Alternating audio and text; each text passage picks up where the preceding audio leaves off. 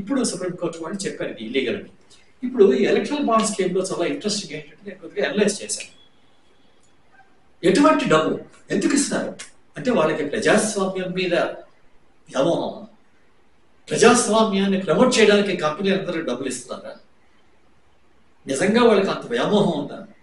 ప్రజాస్వామ్యం అంటే గౌరవం ఉందా? కాదు. ఇప్పుడు ప్రైవేట్ పార్టీస్ ఏం చేస్తారో మాకు ప్రాఫిట్స్ కావాలి, లాభాలు కావాలి. ఆ లాభాలు ఎలాగ వస్తాయని ఎవరు అడగక్కర్లేదు. దానికి ఉన్న లీడర్ని కొనేస్తాం, గవర్నమెంట్ని కొనేస్తాం, వ్యవస్థను కొనేస్తాం అనేటువంటి ఉద్దేశంతో మన భారతదేశంలో అసలు ప్రపంచవ్యాప్తంగా ఒక విధంగా చూస్తే ఇటువంటి ప్రాక్టీసెస్ ఉన్నాయి. కానీ మన వాళ్ళు ఏం చేశారంటే ఈ పర్టికులర్ కేసులో ఏం చేశారంటే ఈ డబ్బులు ఇవ్వడం, ఆ డబ్బులకి అనుగుణంగా గవర్నమెంట్ చట్టాలు మార్చడం, వాళ్ళ మీద కేసులు ఆపడం, వాళ్ళ మీద చర్యలు ఇటువంటి విధానాలు ఈ డబ్బులు. ఇప్పుడు ఏంటవుతుందంటే నా ఉద్దేశంలో ఇప్పుడు ఎన్డీఏ గవర్నమెంట్ ఉంది, ముందు ఉన్నటువంటి గవర్నమెంట్ చూసింది 1991 నుంచి మన్మోహన్ సింగ్ గారి టైంలో ఈ ప్రైవేట్ సెక్టర్ పెద్ద ఎత్తున వచ్చింది. రిఫార్మ్ అని.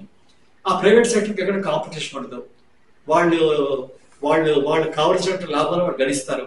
దాంతో ఏమైంది, ఈ ప్రజాస్వామ్యం భారతదేశంలో ఎలాగా మారిపోయిందంటే ప్రతి 5 సంవత్సరాలు ప్రజాస్వామ్యం ముసుగులో, ఎలక్షన్స్ ముసుగులో మేము గెలుస్తాం, అధికారంలోకి వస్తాం. ఈ 5 సంవత్సరాలు మీ అధికారంలో ఉన్నప్పుడు మాకు ప్రజాస్వామ్యం మీద మాకు గౌరవం లేదు, మేము తోలుబొమ్మలని, కార్పొరేట్ వ్యవస్థలకు మేము తోలుబొమ్మలని, కార్పొరేట్ వ్యవస్థలు ఏం చెప్తే అది చేస్తాం. ఇటువంటి ప్రజాస్వామ్య విధానం మన భారతదేశంలో చాలా పెద్ద ఎత్తున వచ్చింది. దానికి ఎగ్జాంపుల్స్ ఒకటి, ఈ ఎన్డీఏ గవర్నమెంట్ ఈ కంపెనీల దగ్గర నుంచి డొనేషన్స్ పెద్ద ఎత్తున తీసుకున్నారు. వాళ్ళకే మాక్సిమం ఎలక్ట్రల్ బాండ్ స్కీమ్ లో వాళ్ళకి 6,000-7,000 8,000 కోట్ల రూపాయలు కలెక్ట్ చేశారు. అందుకని హెచ్ కూడా కలెక్ట్ చేసి ఉండొచ్చు. అది కూడా వాళ్ళు ఆ వివరాలన్నీ సుప్రీంకోర్టు అడిగే వరకు స్టేట్ బ్యాంక్ ఆఫ్ ఇండియా ఇవ్వలేదు, గవర్నమెంట్ ఇవ్వలేదు. సో దీంట్లో ఏమైందంటే ఫారెస్ట్ పరిరక్షణ సంఘం అంటే ఫారెస్ట్ ని మనం సేవ్ చేయాలి. ఫారెస్ట్ పోతే మనకి వర్షాలు తగ్గిపోతాయి, మన క్లైమేట్ చేంజ్ వస్తుంది, మన అగ్రికల్చర్ దెబ్బతింటుంది, మన భౌగోళిక పరిస్థితి మారిపోతుంది. అటువంటి అడవులని పరిరక్షించే చట్టం ఫారెస్ట్ కన్జర్వేషన్ యాక్ట్ అంటారు. దాన్ని కార్పొరేట్ వ్యవస్థలకు అనుగుణంగా మార్పులు చేసింది ఇదే ఎన్డీఏ గవర్నమెంట్. అందులో ముఖ్యంగా ఈ ఫారెస్ట్ అనేది సాధారణంగా ట్రైబల్ ఏరియాస్ లో ఉంటుంది. ఆ ట్రైబల్ ఏరియాస్, ట్రైబల్స్, ఆదివాసీల తాలూకు ఇంట్రెస్ట్ మనం ఈ చట్ట మార్పుల వల్ల వాళ్ళ తాలూకు ఇంట్రెస్ట్ దెబ్బతింటుంది. ఇవన్నీ కూడా national commission for scheduled tribes chairman గారు, ఆయన హర్ష్ చౌహాన్, చాలా మంచి మనిషి ఆయన రాజ్యాంగంలో ఉన్నటువంటి national commission of scheduled tribes chairman ఆయన దీన్ని కూలంకుషంగా దీన్ని అనలైజ్ చేసి ఇటువంటి సవరణలు ట్రైబల్ ఇంట్రెస్ట్ విరుద్ధం, ఇది పనికిరాదు అని ఒక 3-4 పేజీలు మంచి బాగా ఆర్గ్యూ చేసి ఎన్వైరన్మెంట్ మినిస్ట్రీ పంపించారు. ఖాతా చేయకుండా పక్కన పెట్టారు. నేను రాష్ట్రపతి గారికి రాశాను దీని మీద. గవర్నమెంట్ ఎలాగా వెనరో నేను రాష్ట్రపతి గారికి రాశాను. ఎక్కడికి పోలేదు. అంటే ఏమిటి, మీరు ఈ అడవుల్ని ధ్వంసం చేయడానికి, గిరిజనుల తాలూకు ఇంట్రెస్ట్ హర్ట్ చేయడానికి మీరు ఎలాగో అలాగా ఆ చట్టాన్ని మార్చేసి బిజినెస్ వాళ్ళకి అనుగుణంగా దాన్ని సవరణ చేశారు. అది ఒకటి. రెండవది, ఖనిజాలకు సంబంధించిన చట్టం అంటే mines and minerals development and regulation చట్టం, దాన్ని ఈ బిజినెస్ వాళ్ళకి పూర్తిగా అనుగుణంగా మార్పులు చేసేసి, ఆ మార్పులు ఎటువంటివంటే మన ఒరిస్సాలోనూ, ఆంధ్రలోనూ, తమిళనాడులోను, కేరళలోనూ సముద్రం శాండ్ ఉంటుంది, ఇసుక. ఆ ఇసుకలో మనకి చాలా వాల్యుబుల్ అటామిక్ మినరల్స్ ఉంటాయి. మోనోజైట్ అని, ఎలిమినైట్ అని, ఈ ఏరోప్లేన్స్ మెటల్ ఉంటుంది, దాని టైటానియం ఇందులో వచ్చి వస్తుంది.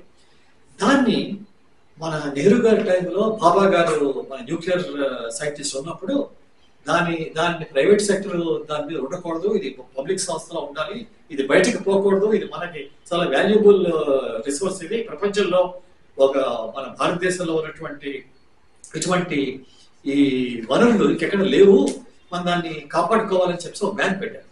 పెడితే మన్మోహన్ సింగ్ గారి టైంలో ఒత్తిడి వచ్చి దాన్ని మెల్లిగా రిలాక్స్ చేశారు. చేస్తే దాని మీద మెడ్రాస్ హైకోర్టులో కేసులు పడ్డాయి. నేను సుప్రీంకోర్టుకు వెళ్ళాను, కేసు వేశాను. మన శ్రీకాకుళం ప్రాంతంలో ఒక కంపెనీ ఈ సముద్రం శాండ్ మైనింగ్ లో వాళ్ళు పర్యావరణ ధ్వంసం చేశారు. ఇటువంటి బ్యాండ్ అటామిక్ మినరల్స్ కొన్ని ఎక్స్పోర్ట్ చేశారు. వీటి మీద మీరు చేయాలని చెప్పి కేసు పెట్టాను. వీటన్నిటికీ ఏమైందంటే దానికి ఒక పరిణామం ఏమైందంటే 2019 మార్చిలో భయపడి atomic energy department, mines department government of India వాళ్ళు ఏం చేశారంటే ఈ ప్రైవేట్ లైసెన్స్ అని రద్దు చేశారు ఒకే ఒక ఆర్డర్లో. నేను సంతోషపడ్డాను, పెట్టించుకొని చేశారని. అది వాళ్ళు సుప్రీంకోర్టు కూడా చెప్పారు, ఇది మేము బ్యాన్ చేశామని. అది అవుతుండగా 2020లో ఎప్పుడో ఒక న్యూస్ ఐటమ్ చూశారు. మోడీ గారు కొత్త యాక్షన్ ప్లాన్ పెట్టారు, 60 పాయింట్స్. అందులో భారతదేశాన్ని ముందుకు తీసుకెళ్తారు, అభివృద్ధి అవుతుంది, మనకి ప్రపంచవ్యాప్తంగా మనకి భారతదేశం పెద్ద అభివృద్ధి అయినటువంటి దేశాల్లో చేరుతుందని. అందులో ఒకటి ఈ ప్రైవేట్ లైసెన్స్ అవన్నీ మళ్ళీ రివైవ్ చేసి ప్రైవేట్ సెక్టర్ రావచ్చు అని పెట్టేశారు.